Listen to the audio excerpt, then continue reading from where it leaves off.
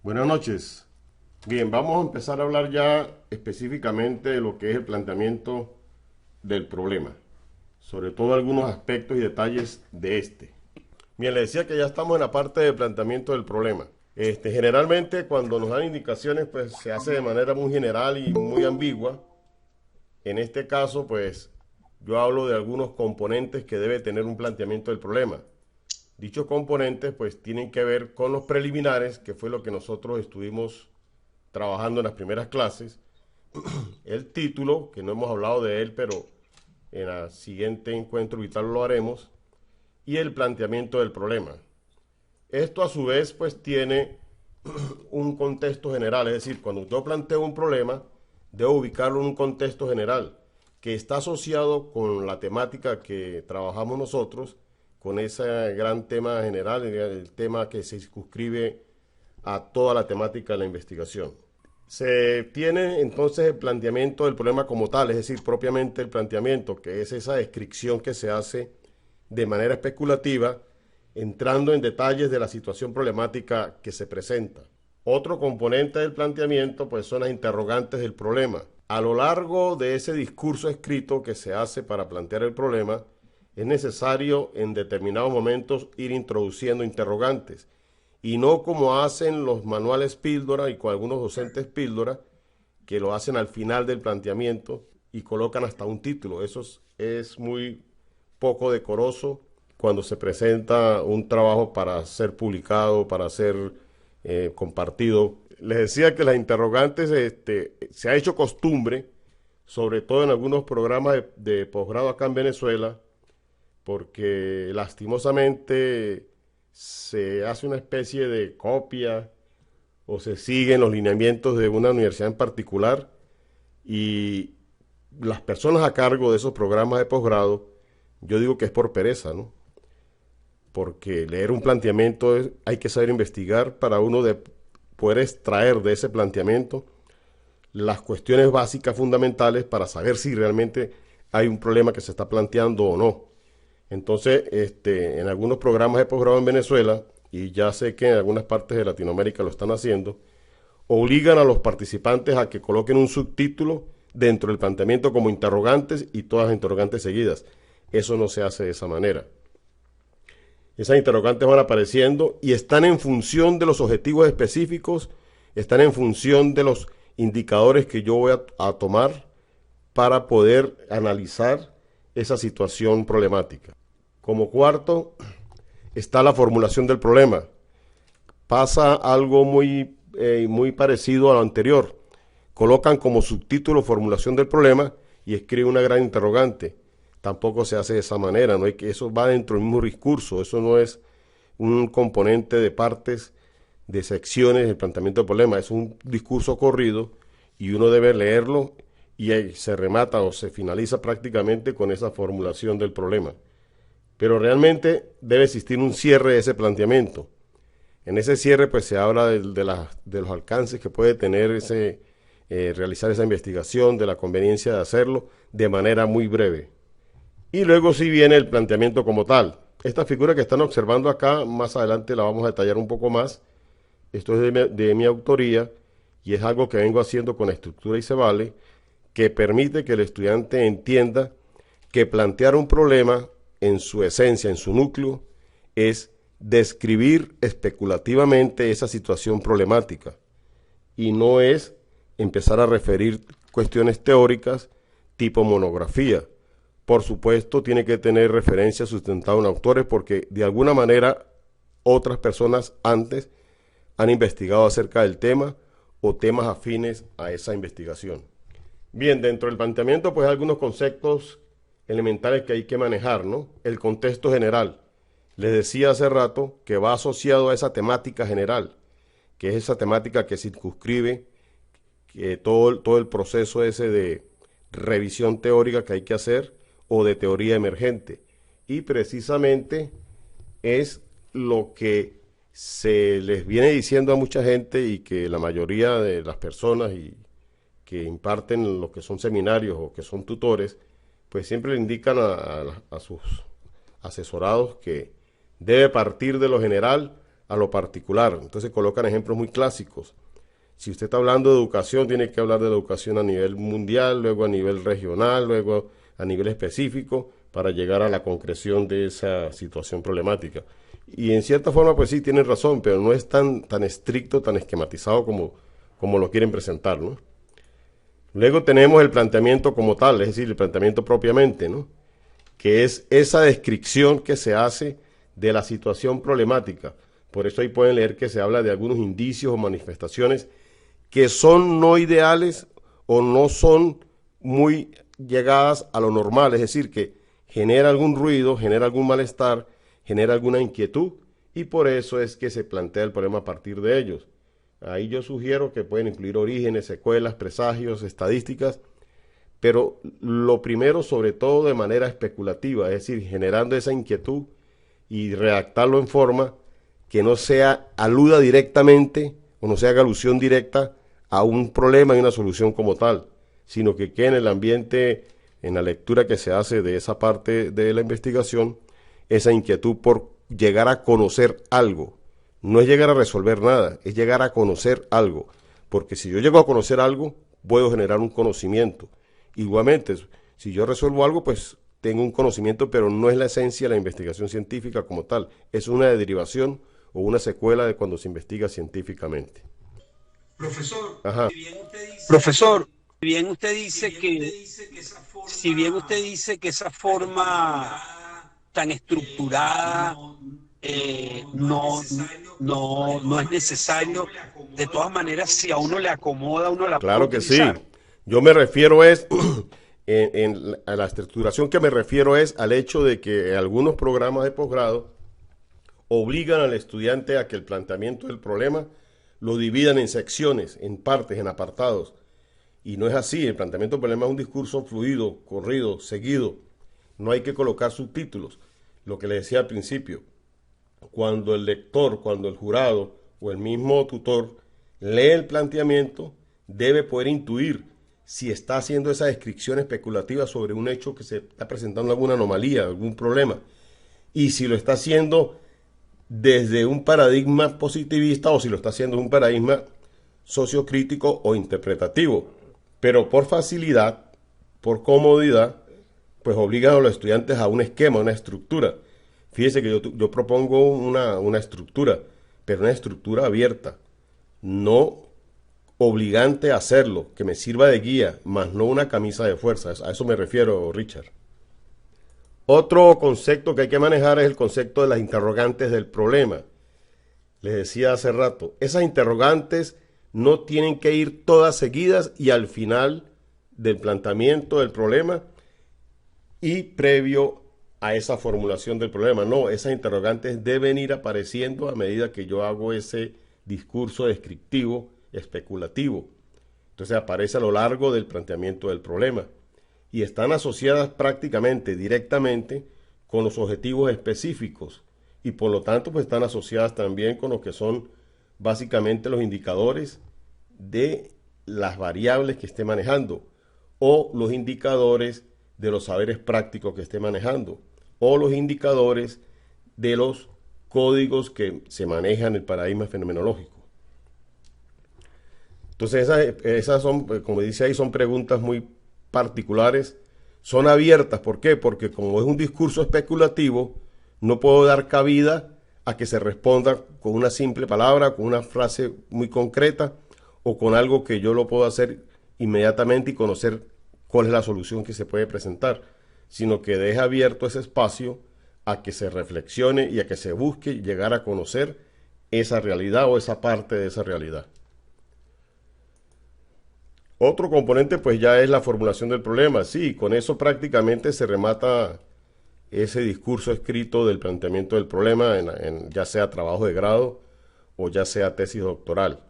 Y generalmente pues es la gran interrogante, por eso es que muchos autores hablan de que todo problema surge con una gran interrogante. Y en cierta forma tienen razón. Lastimosamente obvian que debe partirse de la observación, es decir, omiten ese paso de que esa gran interrogante surge cuando yo observo una realidad y percibo que en esa realidad se está presentando una situación problemática. Esa es la secuencia que debemos manejar. Y sobre eso versa el trabajo que tienen que hacer dentro de 8 días, porque la entrega del trabajo la corrimos para el lunes 2 de mayo. Entonces, ¿qué se busca con esa formulación? Pues sintetizar y llegar a esa gran pregunta. Y esa formulación del problema pues está asociado directamente con el objetivo general de la investigación. Si se sigue ese esquema, en el caso de tesis doctorales, no necesariamente debe haber un objetivo general y algunos objetivos específicos. Hay tesis doctorales que no tienen objetivos específicos, simplemente generan objetivos como tales. No los llaman ni generales ni específicos, sino yo me planteo en una tesis doctoral 3, 4 objetivos y en función de esos objetivos oriento la investigación. Eso es válido a nivel de tesis doctoral. A nivel de trabajo de grado, como les he dicho, pues las instituciones, buscando tener unicidad o un criterio único en la presentación de los trabajos, pues obligan al estudiante a que se formule un objetivo general y que se formulen unos objetivos específicos mediante los cuales se logre llegar a ese objetivo general. Eso es una forma de trabajar, pero a nivel de tesis doctoral la cuestión es más abierta. Y esto último sí lo incluyo yo, eso generalmente no se consigue en la bibliografía. Uno tiene que cerrar ese capítulo, porque al fin y al cabo, cuando se plantea el problema, estoy cerrando algo, ¿no? A pesar de que después hablo de objetivos y hablo de justificación. Entonces, ese cierre de ese planteamiento, pues tiene que ver con lo notable que puede llegar a ser esa investigación, es decir, su dimensionalidad, desde lo práctico, desde lo teórico, parecido a la justificación, desde lo metodológico, desde el impacto social que pueda tener esa investigación. Pues bien, estos son los conceptos de ese planteamiento del problema que de alguna manera tenemos que manejarlo. Ok, las planteé, porque generalmente, claro, uno tiende a asociar cada interrogante pues a cada objetivo, pero nosotros debemos, o sea, incluirlas dentro del planteamiento del problema. ¿Sería Sí, las bueno o no es interrogantes van necesario? como parte del discurso del planteamiento del problema. Lo que digo es que no tienen que ir como al final, previo a la formulación, todas seguiditas como las he visto últimamente, sino que se hace a lo largo del planteamiento. Yo al Ah, final les voy a mostrar un planteamiento que yo hice el año pasado. se Ajá, van. dime. Con un ejemplo sería bueno, porque es que generalmente uno las Bueno, ve yo les voy a así, mostrar una todas investigación que seguidas. yo hice. Yo, Entonces, yo me para uno comprometo que les voy a también. mostrar un planteamiento que yo hice. Lo que pasa es que lo voy a publicar en una revista y no lo he dado a conocer. Pero entonces ahí yo desgloso las partes Ah, ok. y subrayo por qué y justifico por qué cada párrafo, cómo se inicia, cómo se cierra el párrafo y algunas cosas. Yo al final de esto yo se los comparto para que se guíen, porque con el ejemplo, como tú dices, pues sí, realmente enseña más, ¿no? Veamos otro aspecto. Esto que aparece acá es algo que yo vengo diseñando y vengo mejorando. Lo que le decía hace rato. Yo los llamo agentes del planteamiento propiamente, es decir, el núcleo de ese planteamiento del problema. ¿Por qué? Porque ahí se describe en detalles el comportamiento de las variables.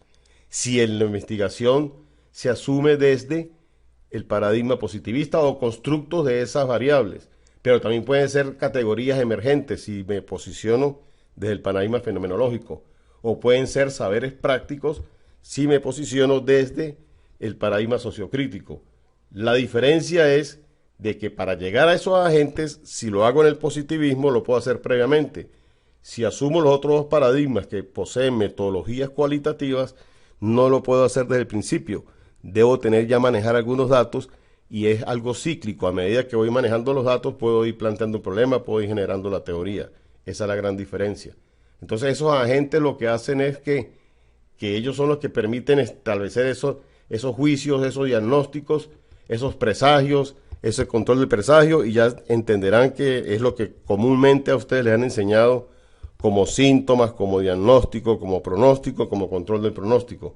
Es una forma de hacerlo, pero no escribiendo este es mi diagnóstico, este es mi pronóstico, no, sino que eso es un todo integrado en ese planteamiento del problema, que quien lo lee debe tener la capacidad de darse cuenta cómo se está planteando, qué está diagnosticando, qué síntomas se están presentando, y no como muchos posgrados lo están haciendo últimamente, y me consta que están obligando también a los estudiantes que les señalen cuál es el diagnóstico, cuál es el pronóstico, cuál es el control del pronóstico, y eso no es así, se distorsiona lo que es el acto investigativo.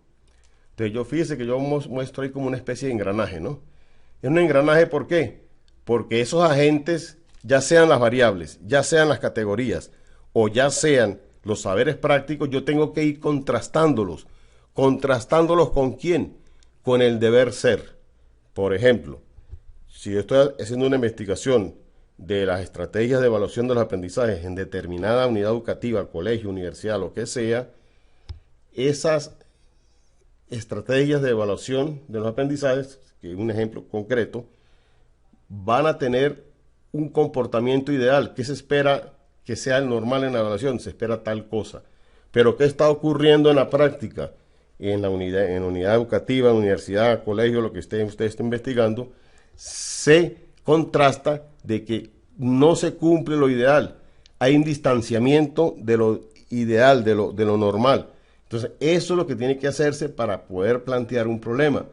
Es decir, estar contrastando constantemente, ya sean las variables, ya sean las categorías o ya sean los saberes prácticos, de lo que está pasando en esa situación problemática con el deber ser del comportamiento de esos valores de las variables, de los saberes prácticos o de las categorías.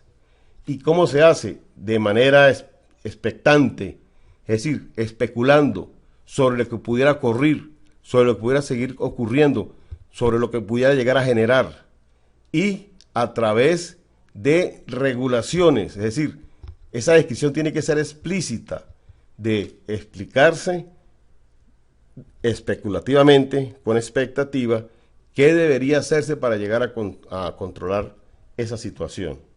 Y tenemos el contexto como general, pues el contexto donde se va a llevar a cabo esa investigación, no solamente en lo físico, sino desde la postura paradigmática que se va a asumir. Por eso les decía al principio, que un investigador, si realmente es investigador, no necesita de que le estén marcando en un planteamiento del problema cuáles son las interrogantes, cuál es la formulación, qué estoy describiendo, porque debe tener esa capacidad de que en su lectura puede llegar ya estructuralmente, él en su estructura cognitiva, pues poder diferenciar esto. Entonces fíjese que esto es lo primordial en un planteamiento del problema, y todo se hace de esta manera. Lo que está en azul es el positivismo, lo que está en verde es el fenomenológico, lo que está en rojo tiene que ver con el paradigma sociocrítico, ¿sí? Se parte de ese tema general, de ese tema variable, de ese constructo general, si es el paradigma positivista. Si es el paradigma fenomenológico, se parte de ese gran constructo, pero que no lo conozco todavía, y ahí es donde falla, y es donde yo critico a estos investigadores recientes en las ciencias sociales, que hablan de marcos teóricos, cuando una investigación en los paradigmas fenomenológico o sociocrítico no puede hablar de marco teórico, porque no puede establecer previamente qué está ocurriendo, no puede establecer previamente qué teoría la va a sustentar o la va a argumentar. Eso emerge de los datos, y eso lo dicen todos los que han escrito, todos los expertos que se confiesan muy cualitativos a la hora de llegar a investigar, porque realmente se centran en la metodología. Cuando la gente habla de investigación cualitativa o investigación cuantitativa, no es la manera correcta de expresarse, porque lo que es cualitativo o lo que es cuantitativo es el camino que sigo, es decir, la metodología. Lo apropiado es hablar de investigaciones positivistas, investigaciones fenomenológicas, investigaciones sociocríticas. Eso sí es correcto. Entonces fíjese que las flechas estas amarillas van indicando, ¿no? Ya cuando voy desarrollando el planteamiento del problema, ya los temas a tratar en el paradigma positivista pues tienen que ver con las dimensiones de esa gran variable. En el caso del sociocrítico, ya no es esa gran variable constructo, sino son temas ya que tienen que ver con códigos que se van unificando. Y en el caso de los saberes prácticos, pues ya tiene que ver con casos muy específicos que se conozcan, que pueden llegar a causar algún impacto en esa comunidad, población, lo que se esté investigando. Y así va disminuyendo, ¿no? Fíjese acá en la parte azul, ya el tema tiene que ver con los indicadores, en la parte fenomenológica tiene que ver con las categorías ya emergentes como tales, y en lo sociocrítico tiene que ver con los preconceptos prácticos, es decir, qué realmente necesito conocer para generar un cambio, para incitar a esa comunidad que está investigando a un determinado cambio. Y por último, en la parte positivista, tiene que ver el tema es con los ítems, y esto no lo sigue la mayoría de los investigadores. Los ítems son variables, es la variable más pequeña, es la variable que va a permitir hacer las mediciones como tales. Porque fíjese, si yo hablo de estrategia de evaluación de los aprendizajes, esa es la gran variable, ese es el gran constructo. Pero ¿cómo voy a percibir o cómo voy a medir yo esa evaluación de los aprendizajes? A través de las estrategias de evaluación que utilicen los docentes, los profesores encargados de ello. Pero tampoco las puedo ver directamente. ¿Cómo pueden ser esas estrategias? Bueno, pues estrategias propias de aula, estrategias lúdicas, estrategias con las tecnologías de información y comunicación. Ya es más concreto. Sin embargo, tampoco los puedo ver.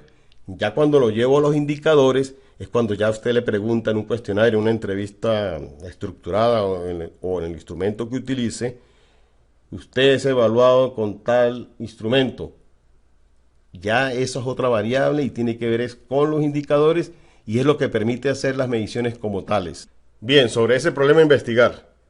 Hay puntos que hay que considerar. Yo no dudé en presentarles esto porque es que la gente se aferra a este tipo de conocimiento que lo vuelven casi que una receta o una prescripción, ¿no? Se habla de síntomas, sí, porque realmente yo creo que la semana pasada les colocaba el ejemplo. Eso es igual a cuando una persona visita al médico. Lo primero que hace es, va al médico porque tiene un problema de salud. Y lo primero que hace es manifestarle a ese médico qué síntomas está presentando. Y así pasa con el planteamiento del problema. Uno tiene que partir de esos síntomas.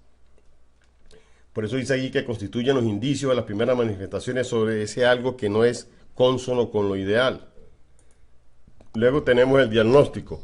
Es cuando el médico, de acuerdo a los síntomas que usted le narra, de acuerdo al conocimiento que él tiene y de algunos exámenes que le hace, pues, de semiología o exámenes de laboratorio, pues ya empieza a establecer un diagnóstico, ¿no? Que ya empieza a caracterizar, a perfilar el problema. Luego viene el pronóstico. El pronóstico es bastante especulativo. Aquí hay que tener cuidado porque en el pronóstico muchas veces la gente incluye ya la solución. El pronóstico, como dice ahí, pues es un juicio a priori, es decir, un juicio que se preestablece de manera especulativa de lo que pudiera estar ocurriendo con esa situación problemática, lo que podría generar, es decir, incrementar la anomalía que se está presentando o volverlo un problema gigantesco. Es decir, está yendo a futuro a hablar de lo que puede estar ocurriendo, lo que podría estar ocurriendo de no hacerse algo, ¿no? Y por eso como último se presenta el control del pronóstico, que ya es cuando se da la posible solución a esa situación problemática que estás presentando, pero sin colocarla como una solución ni como una conclusión. Porque si yo sé la solución, entonces ¿para qué hago la investigación? Por eso hay que tener mucho cuidado con el planteamiento del problema y debe hacerse siempre, constantemente. Se aconseja que sea en tercera persona omnisciente y que se haga de manera especulativa. Y es una descripción, que esa descripción se apoya en otros autores que previamente pues, han hecho investigaciones. Y no como yo he visto, sobre todo tesis doctorales, que 2 líneas y una vez un autor, 2 líneas, 4 o 5 autores. Entonces uno se pregunta, ¿dónde está la producción del tesista? En ninguna parte. O sea, abusan también de lo que es la cita de referencias. Y muchas veces eso lo imponen los programas. Ustedes no van a tener ese problema. Y si lo llegan a tener, ustedes se dirigen a la comisión, a la coordinación, y nosotros buscaremos la manera de subsanarlo. Entonces fíjense que todo esto que se hace acá, pues es es contrastar con lo ideal. Entonces, si usted tiene un síntoma, es como cuando la persona le dice al médico, he tenido fiebre, me he tomado mediciones de temperatura y rondeo siempre los 38 grados. Eso es un síntoma, ¿sí? ¿Y qué es lo ideal? Que no sobrepase los 37 grados. Entonces, cuando yo contrasto que ese 38 no es normal que se presente en una persona, eso debo hacerlo en mi planteamiento del problema, con la temática que esté manejando, con el contexto que esté ubicado. Eso es estar contrastando. De esa manera es que se va planteando el problema. Y no como muchos plantean un problema y empiezan a pensar en lo que les parece importante del tema, en lo que les parece relevante del tema, de que si estoy hablando de X tema, tiene que tratarse este subtema. Y eso no es así. Por eso es que yo siempre he dicho que más del 90% de las tesis y trabajos que se hacen son grandes monografías, no son investigaciones, son grandes monografías que le acuñan, que le pegan ahí una metodología y le pegan ahí unos resultados y los analizan. A eso es que me refiero. Doctor, una pregunta.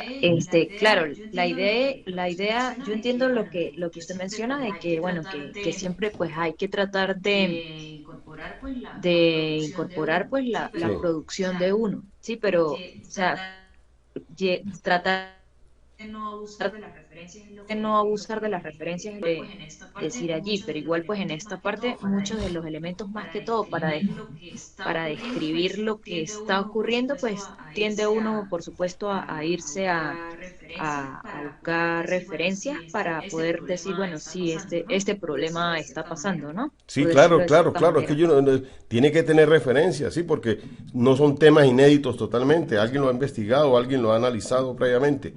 Yo lo que digo es el abuso de las referencias, que son párrafos de 4 y 5 líneas y la mitad de los párrafos son puras citas. O sea, eso no debe hacerse. Sin embargo, hay universidades que lo obligan al estudiante a hacer eso, ¿no? Y no solamente en Venezuela, en España hay universidades que acostumbran a hacerlo.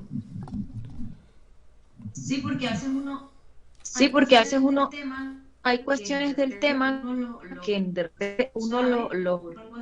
sabe por algo así y de repente no necesariamente lo referencia en ese momento.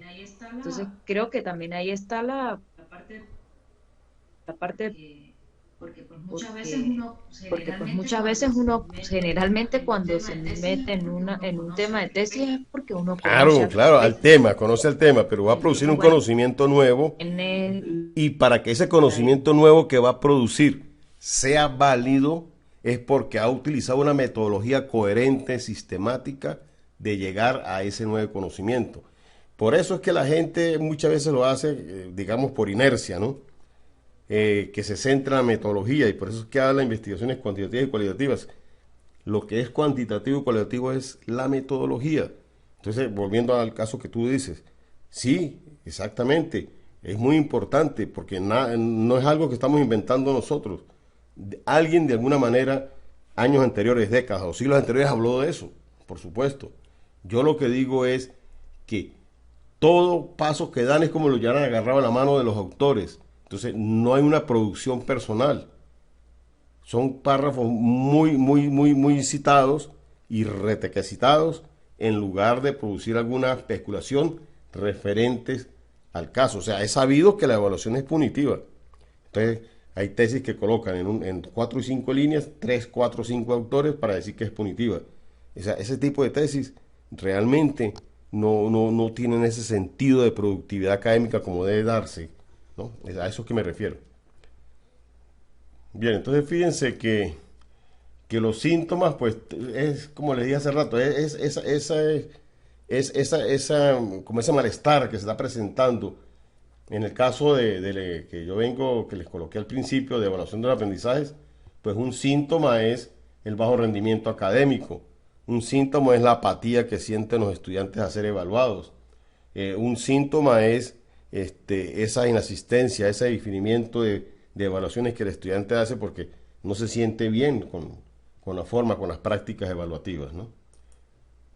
Ya el diagnóstico, entonces fíjese que ya el diagnóstico es cuando el experto, el investigador como tal, dice, bueno, es que esa inconformidad, esa apatía que se está presentando en mi entorno, en mi contexto, en mi unidad educativa, pues tiene que ser porque se utilizan estrategias de evaluación no cónsonas. O sea, pueden ser estrategias de evaluación ya obsoletas o estrategias de evaluación muy rígidas, estrategias de evaluación que van más a lo punitivo, al castigo, que a la formación. Eso ya forma parte de ese diagnóstico que hace el experto. Y eso lo que puede hacer, eso lo debe hacer en el planteamiento del problema, pero siempre de manera especulativa, sin llegar a generar una conclusión. Sí puede tomar una referencia como tal y decir, en tal año Julano de tal, en su investigación, consiguió y dijo esto. O Julano de tal, en su obra literaria tal, en la forma que se esté citando, previo a investigaciones realizadas, pues llegó a conclusiones como esta. Eso es válido. Lo que no puedo llegar yo a concluir como investigador sobre el tema que estoy investigando. Eso es lo que hay que tener cuidado. Lo del pronóstico, pues, fíjense, ¿no? Acá dice que si no se llegan a innovar o a renovar esas estrategias de evaluación, pues va a continuar la inconformidad del estudiantado y va a continuar ese bajo rendimiento. Eso es un pronóstico que se hace. Ustedes vayan pensando en su problema. Ustedes tienen que ir pensando, bueno, en el caso mío, que tiene que ver con tal tema, con tal realidad, con tal problemática, si no se hace algo, pues va a pasar esto. Y luego, por último, pues tenemos el control de ese pronóstico. Entonces, fíjense, acá como estamos hablando de estrategias de evaluación de los aprendizajes, dice que deben haber algún tipo de renovación de estrategias de evaluación que llame más la atención al estudiante, que en las cuales él se sienta más cómodo. Yo he hecho investigaciones bastante de la parte de evaluación de los aprendizajes, y algo con que se siente cómodo el estudiante es con las estrategias que tienen que ver con lo lúdico, ¿no? Porque pues eso produce como motiva y produce como más tranquilidad, ¿no? Sin llegar a caer al juego, que es otro problema que puede ocurrir. Bien, entonces todo esto, pues, los síntomas se describen en pasado y presente, el diagnóstico se describe en presente, el pronóstico y el control de pronóstico se describe a futuro. Todo esto tiene que ver es con el planteamiento del problema. La formulación del problema. Como les decía al principio, esa formulación tiene que ver con esa delimitación concreta de la situación problemática. Y esa situación problemática se concreta es con una gran interrogante, como les decía hace rato. Por eso es que se dice que la investigación inicia con una gran pregunta. Pero esa gran pregunta no es que inicia ahí la investigación realmente. Esa gran pregunta surge a raíz de que se ha observado una realidad y a raíz de que de esa observación, de esa realidad, se puede estar percibiendo alguna situación problemática. Entonces, esa formulación pues ya es como una especie de estructurar todas esas interrogantes que se hacen previamente a lo largo del discurso del planteamiento del problema, estructurarla en una gran pregunta global. Aquí hay un ejemplo.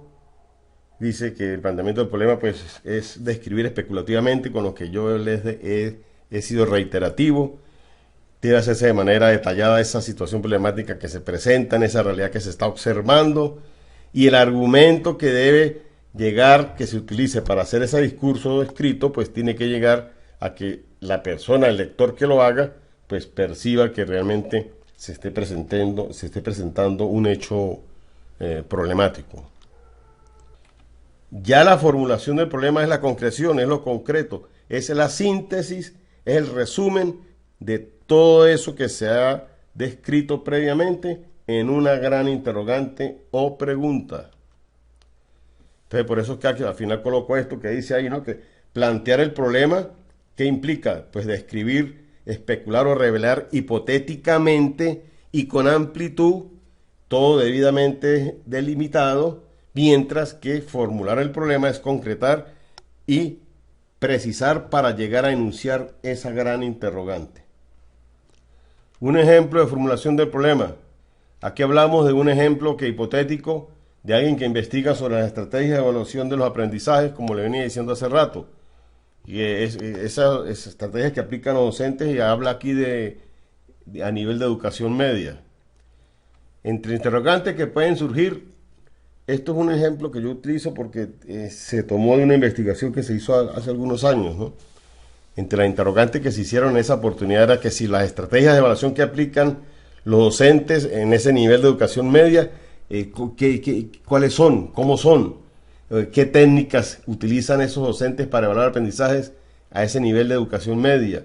¿Qué características presentan los instrumentos de evaluación del aprendizaje usados en ese nivel? Se pregunta que si se llega a innovar al evaluar aprendizajes, si se relacionan las estrategias de evaluación de aprendizajes en el nivel de educación media, que si se asocian con las estrategias de evaluación de aprendizajes con el sistema escolar, en el caso este fue el sistema escolar venezolano, y en general, cómo son esas estrategias de evaluación del aprendizaje que se emplean a nivel de ese nivel secundario del sistema escolar venezolano. Esos son ejemplos muy rápidos ahí de lo que son interrogantes. Esas interrogantes deben estar asociadas a lo que van a ser los objetivos específicos y deben estar asociadas a lo que son los indicadores que van a llegar en el caso de una investigación positivista, que van a llegar a los ítems del cuestionario de la entrevista estructurada. Van a ser lo que estas interrogantes van a emerger. Por eso es que cuando se plantea el problema desde el paradigma fenomenológico o sociocrítico, ya yo he tenido que haber ido al campo donde ocurre el hecho, recabar información y procesar esa información para poder generar estas interrogantes, porque a diferencia del positivismo, en el fenomenológico y en el sociocrítico, esas interrogantes surgen de los datos. Y si surgen de los datos, pues tengo que manipular los datos. Y para manipular los datos tengo que analizarlos. Y ese cuento, se lo echan a los estudiantes, a los tesistas, pero en la práctica no lo aplican. En la práctica le piden una estructura, una secuencialidad en la investigación y en el informe, como si todo fuese positivismo. Y, aparte de eso, viven criticando el positivismo. Y la formulación del problema acá, fíjese, es una gran interrogante que no se responde con un sí, ni con un no, ni con una respuesta breve, una oración muy breve. ¿Cómo se valorizan las estrategias de evaluación de los aprendizajes empleadas en el nivel de educación media del sistema escolar venezolano? Responder esa interrogante amerita investigar. De ningún modo yo puedo llegar simplemente a resolver esa interrogante. Tengo que investigarlo. A eso me refiero con que esa especulación que se hace debe conducir a la necesidad de llegar a conocer algo. Aquí, con esta interrogante, se está llegando a la necesidad de llegar a conocer cómo es que se valorizan, cómo es que se evalúan, cómo es que se consideran, cómo es que se ponderan esas estrategias de evaluación de los aprendizajes que se está utilizando, en este caso, en el sistema de educación escolar, de educación media del sistema escolar venezolano. A eso me refiero. Para las consideraciones del cierre, cuando yo voy a cerrar ya el discurso de planteamiento del problema, tengo que considerar la dimensión sustantiva, es decir, qué relevancia o notoriedad tiene ese problema, ya sea a nivel social, ya sea a nivel de la comunidad, a nivel de la sociedad del conocimiento. Otro aspecto es la dimensión metodológica, es decir, cuál es el aporte sin llegar a explicarlo muy explícitamente, porque para eso viene ahora la justificación. ¿Cuál es el aporte que se podría llegar con esa investigación que se va a abordar? La dimensión práctica, es decir, el impacto que puede llegar a producir si se genera algún producto o si se genera ese conocimiento que se pretende. Y la dimensión ética es la connotación que involucra lo que es la parte de los valores, la parte axiológica de las personas, que tiene que ver del cómo se va a llegar a ese conocimiento, respetando lo que es la parte moral, la parte ética de las personas que yo voy a investigar. Y en general, pues, esto es un dicho muy trillado, y muchas veces cuando uno va a cursos de metodología de investigación empiezan con cosas como esta, ¿no? Que no existe un problema como tal cuando se investiga, que el problema lo plantea el investigador como producto de sus reflexiones, de su perspicacia, de lo que observa, de los conocimientos que tiene previamente, pero que al plantearse un problema de manera formal tiene que revestirse, tiene que sustentarse en todos estos aspectos que hemos considerado. Y ya por último quiero mostrarles algunas cosas que no son problemas de investigación científica y sin embargo abundan y se redundan ellos en los programas de posgrado, no solamente en Venezuela, sino en otras latitudes. Entonces veamos. Los problemas cotidianos, cuestiones muy personales, cuestiones muy sencillas del conocimiento cotidiano vulgar, no es un problema de investigación científica, es decir, encontrar qué está ocurriendo, llegar a conocer, no amerita abordar una investigación científica. Problemas de carácter práctico, y en esto caen muchísimos programas de posgrado, no solamente en Venezuela, sino a nivel de Latinoamérica y otras latitudes. Y aquí, pues lastimosamente, hay una universidad que empezó con estas famosas propuestas, después pasó por los planes de acción. Mire, si hay un problema práctico que usted lo puede solucionar, eso no es problema de investigación. Usted puede hacer una propuesta, una investigación, usted puede generar un plan de acción, usted puede llegar a generar una intervención en una investigación, usted puede llegar a generar un manual de procedimientos en una investigación, pero como producto del conocimiento adquirido, es decir, producto de ese conocimiento al cual se llegó con la investigación. Es una derivación, debería ser un capítulo aparte, pero no centrarse en problemas de orden práctico, porque un problema de orden práctico no es un problema de investigación científica. Problemas filosóficos puros, eso redundan. Yo no entiendo cómo hay posgrados en filosofía y cómo llegan, debería ser más prácticos, ¿no? Ya eso debería cambiarse por epistemología, ¿no? Un problema filosófico es un problema de nunca acabar. Si existiera todavía Sócrates y Platón y estos famosos que iniciaron con esta parte de la filosofía, estuvieran todavía tratando de resolver, ¿no? Por eso es que hay tantos memes, ¿no? Sobre los filósofos, ¿no? En muchos aspectos, ¿no? Porque es que realmente, pues, empezando que la filosofía, pues, ya no ha sido ciencia. Se llamó filosofía a esos filósofos, a esas personas de la antigüedades, bueno, de hace muchos siglos, que buscaban el saber. Entonces eran apasionados a conocer, apasionados a saber. Se les llamó filósofo y por eso se llamó filosofía. Pero ya cuando aparece la ciencia, la filosofía quedó como algo metafísico. Entonces empezaron a depurarse muchas cosas. Ya aparecen las ciencias como tales en determinados campos del saber, lo que sí se permite la epistemología, porque toda ciencia debe tener su parte epistemológica, que es los constructos teóricos, las derivaciones teóricas a las cuales se han llegado y que se consideran de carácter científico. Entonces un problema filosófico no es un problema de investigación científica. Tenemos los problemas de existencialismo personal. Esos problemas no son de investigación científica. Mire, increíblemente, en el año 2012, yo coordinaba una maestría y un estudiante insistía en investigar las cábalas, que él decía que tenía muchos amigos que, por ejemplo, cuando iban a presentar un examen no se bañaban. Cuando iban a presentar un examen tenían que colocarse determinada ropa. Cuando iban a presentar un examen agarraban una vía determinada para llegar a la universidad donde tenían que ir a presentar el examen. O sea, y yo le decía, al final lo hizo, pero lo llevó a algo más a la realidad, ¿no? No como esas cuestiones de personal, de existencialismo, ¿no? Eso no son problemas de investigación científica. Los problemas retóricos sobre teorías ya que caen en la teoría, es decir, en lo retórico, eso no son problemas de investigación científica. Yo puedo hacer reflexiones propias de lo que he llegado, de la madurez de mi conocimiento, pero es una cosa reflexionar de esa manera y otra cosa es que se considere eso como un problema de investigación científica. No son problemas de investigación científica. Los pseudoproblemas, es decir, esos problemas que caen en el campo del esoterismo, de otros campos que realmente son problemas que la gente genera en su estructura cognitiva, pero que no son problemas como tales de rigor científico, ¿no? De todo esto, por eso es que lo acuño aquí, ¿no?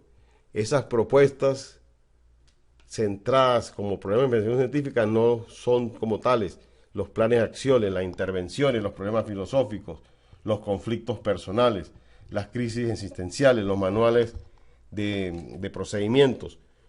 Pueden llegar a ser derivaciones de la investigación científica, pero no es la investigación científica como tal, ni deben centrarse en eso. Yo he asistido a muchas defensas de trabajos de grado y de tesis doctorales donde se centran es en lo temático. Eso es una gran monografía a la cual le acuñaron una metodología, unos datos, y hicieron un análisis de datos, pero realmente no es un problema de rigor científico. En fin, estos no son problemas de investigación científica, al igual que otra serie de problemas cuya solución está en la parte metafísica y no en la parte real. Bueno, hasta aquí esta presentación.